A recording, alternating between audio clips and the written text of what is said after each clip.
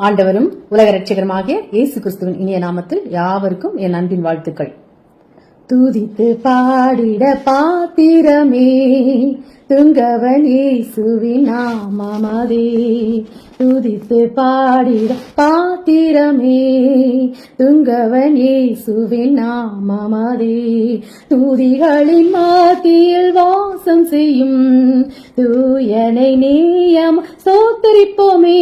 அற்புதமே அவன் நடத்துதலே, ஆனந்தமே பரமானந்தமே, நன்றியால் உள்ளமே மிக போங்கிடுதே.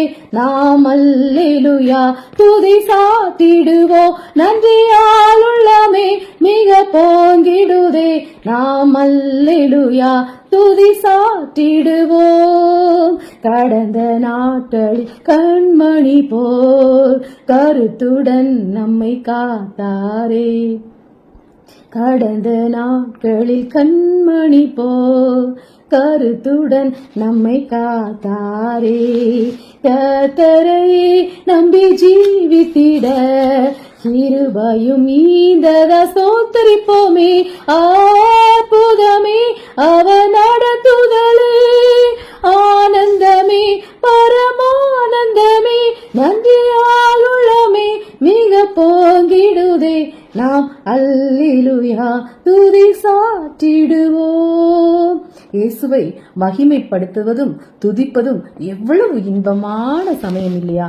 ஆண்டவர் நம்மை ஒவ்வொரு நாளும் கண்ணின் மணி போல நடத்துவதை நினைக்கும் போது என் அப்பன் இயேசுவுக்கு எத்தனை நன்றிகள் செலுத்தினாலும் போதாது. இயேசு ஒரு முறை கெனசரேத்து கடலருகே நின்று கொண்டிருந்த போது தேவ வசனத்தை கேட்க ஆவலாய் ஜனங்கள் இயேசுவை நோக்கி வந்தனர். உடனே அவர் அங்கே கரையில் தங்களுடைய வலைகளை அலசிக் கொண்டிருந்த மீனவர்களின் படகுகளை கண்டார். சரித்திர ஆசிரியர்கள் இயேசுவின் நாள்களிலே அந்த கடலை சுற்றிலும் ஏறக்குறைய 2000 படகுகள் இருந்தன என்று சொல்லுகிறார்கள். அதில் சீமோன் பேதுருவின் படகை இயேசு கேட்டார். பேதுரு தன்னுடைய படகை அவருக்கு கொடுத்தார். இயேசு அந்த படகில் ஏறி உட்கார்ந்து சூழ உள்ள ஜனங்களுக்கு பிரசங்கம் பண்ணினார். லூக்கா 5:4 படி வசனத்தில் அவர் சொன்ன பிரகாரமாய் அவர் போதகம் பண்ணி முடித்த பின்பு சீமோனை நோக்கி, ஆழத்திலே தள்ளி கொண்டு போய் மீன் பிடிக்கும்படி உங்கள் வலைகளை போடுங்கள் என்றார். சீமோன் தலைமுறையாகவே மீன்பிடி தொழிலை செய்பவர். இதனால் நல்ல அனுபவம் அவருக்கு இருந்தது.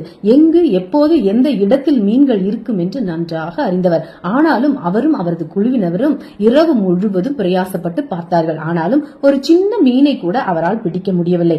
தோல்வியிலும் படுதோல்வி இதையெல்லாம் அறிந்த தேவன் சொன்னார், ஆழத்திலே தள்ளி கொண்டு போய் வலையை போடுங்கள் என்று. அதற்கு சீமோன், ஐயரே, முழுவதும் நாங்கள் பிரயாசப்பட்டு ஒன்றும் அகப்படவில்லை. ஆனாலும் உம்முடைய வார்த்தையின்படியே வலையை போடுகிறேன் என்றான். லூக்கா 5:5 நடந்தது என்ன? வேதம் சொல்லுகிறது, அந்தபடியே அவர்கள் செய்து தங்கள் வழி கிழிந்து போகத்தக்கதாக மிகுதியான மீன்களை பிடித்தார்கள். லூக்கா 5:6. இயேசுவின் அற்புதத்தை கண்ணெதிரே பேதுரு கண்டார். இரவு முழுவதும் பிரயாசப்படும் போது அந்த மீன்கள் எங்கே போயிற்று? ஆம், இல்லாத இடத்திலும் உருவாக்கி தர ஆண்டவர் வல்லமை உள்ளவர். அவரால் முடியும், எல்லாம் முடியும். இந்த அற்புதமான சம்பவத்திலிருந்து அறிந்து கொள்ள வேண்டியது, பிரயாசத்தாலும் அனுபவத்தாலும் முடியாதது தேவனாலே முடியும். தேவனால் கூடாத காரியம் ஒன்றுமில்லை.